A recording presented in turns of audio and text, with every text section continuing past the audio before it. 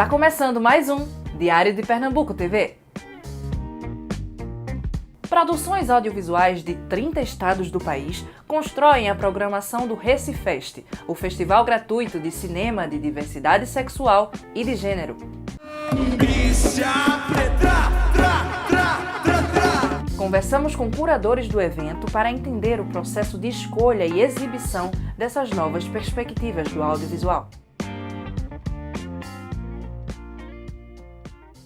A gente recebeu mais de 150 curtas do Brasil todo, né? Foi difícil porque a gente percebeu que essa leva de filmes desse ano, LGBTs, estão com uma qualidade muito boa. Tem uma coisa que toda a equipe concordava, que era: a gente não vai passar filmes LGBTs só porque tem um personagem LGBT no filme, sabe? A gente, enquanto LGBT, a gente incomoda, a gente é estranho, a gente tem um corpo estranho na sociedade. E aí, não sei, nessas eleições veio muito a questão de: você é aceito ou as pessoas só lhe toleram? Não basta só ser um festival com personagens LGBTs.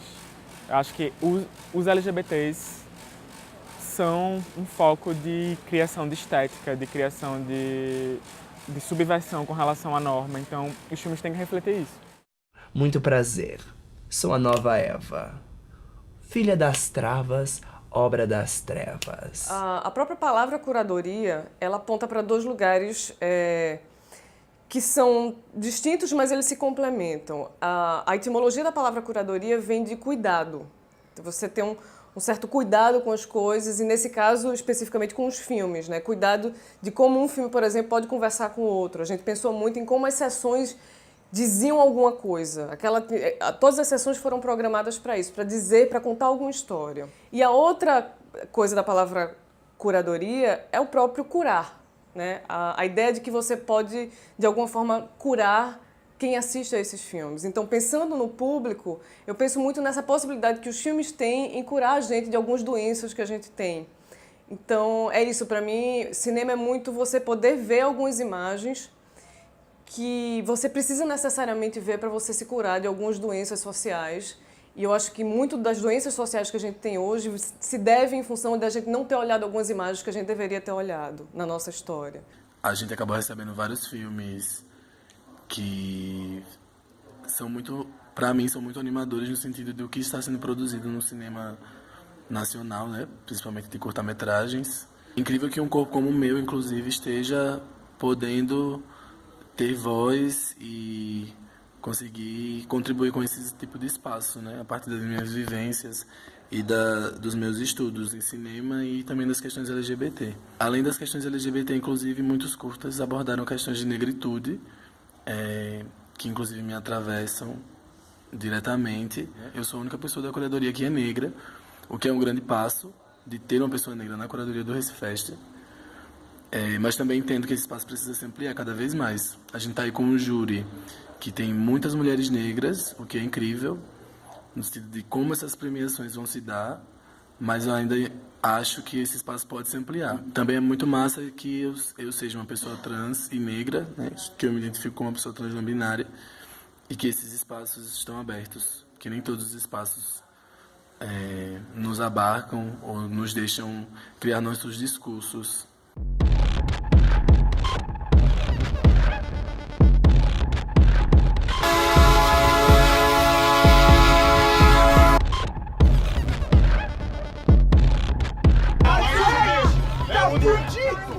Tá todo mundo fudido. A gente é pobre. A gente tem que se unir. O que é que tem a ver com o teu peito de pau? A gente pensa muito cinema como um dispositivo óptico, né?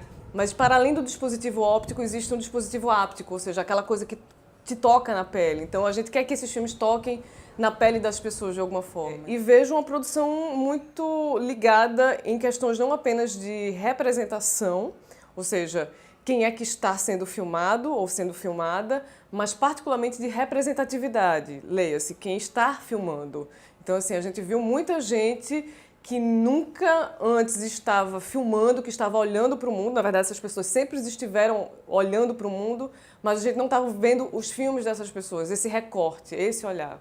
Então, eu vejo uma outra representatividade acontecendo agora. Ainda muito incipiente, ainda estamos muito no comecinho dessa história, mas isso está acontecendo e é um processo irreversível. Deusas, mulheres, meninas, Linda Quebrada e Zuki do Baile.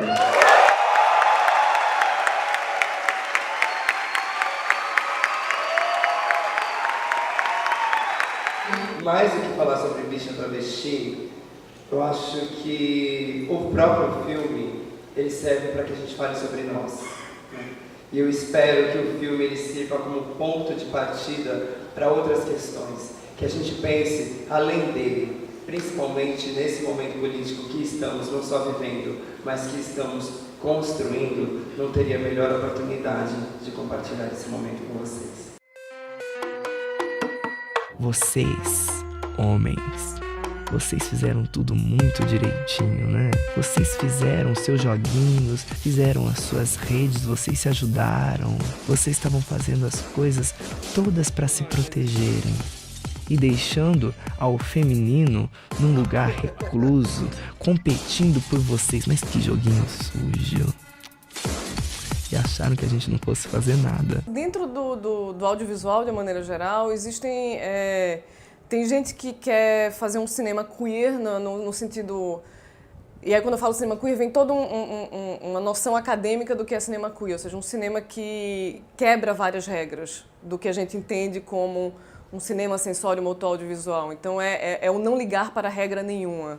Então, tem esse cinema queer acontecendo, ou seja, com estéticas absolutamente fora da curva, e isso é muito interessante. A gente selecionou vários desses filmes também para o festival. E tem um cinema narrativo mais padrão, LGBT, que quer, a partir de uma linguagem padrão, tocar as pessoas também. Então, ela era uma menina evangélica, ela deixou os caminhos do Senhor para viver nessa vida aí, que a palavra de Deus diz que, para os olhos do Senhor, nós todos somos pecadores, tá entendendo? Nós somos pecadores, mas Ele amobina os nossos pecados. Eu não vou concordar ela ser homem, porque ela não é.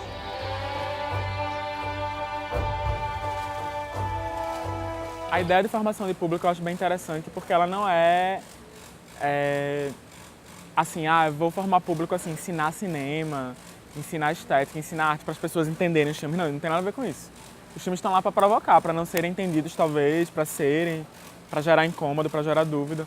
A formação de público tem muito mais a ver com fazer as pessoas criarem o costume de ir para o cinema. Eu sei que, por exemplo, o Cinema São Luís, ele se localiza no centro da cidade, onde circulam vários ônibus e tal. Só que ainda assim é o centro da cidade, ele não está em nenhum outro lugar periférico da cidade. Então, é de extrema importância que as pessoas não precisem pagar para entrar numa sala de cinema, que exista possibilidade de formação de público a partir disso daí. Então, você poder, pelo menos um desses bloqueios, você furar, é de extrema importância. Os outros precisam vir depois, assim, mas precisam vir também. Eu acho que um festival como o Recifest é importante porque a gente é o protagonista. A gente não quer viver de migalha, a gente quer fazer nossas próprias narrativas. A gente quer fazer nossas próprias histórias, assim. E assim, até em festivais de cinema independentes, a gente também é minoria. Espaços como esse são muito importantes, na minha opinião, por juntarem num lugar só questões que geralmente estão diluídas, né? Nos festivais e nas narrativas que se criam no cinema, que geralmente estão ali figurando dentre tantas outras narrativas. Então, juntar isso cria um espaço onde as pessoas LGBT podem ir e se enxergar, né, nas telas. E eu acho que essa troca entre a sopa de letrinhas do LGBT, LGBTQI, enfim, etc. e tal, ela precisa acontecer em níveis presenciais, ou seja, as pessoas precisam estar juntas no mesmo lugar, e nesse caso numa sala de cinema, para trocar olhares e trocar ideias e trocar, enfim, e trocar energia mesmo para que a gente se fortaleça nesse processo.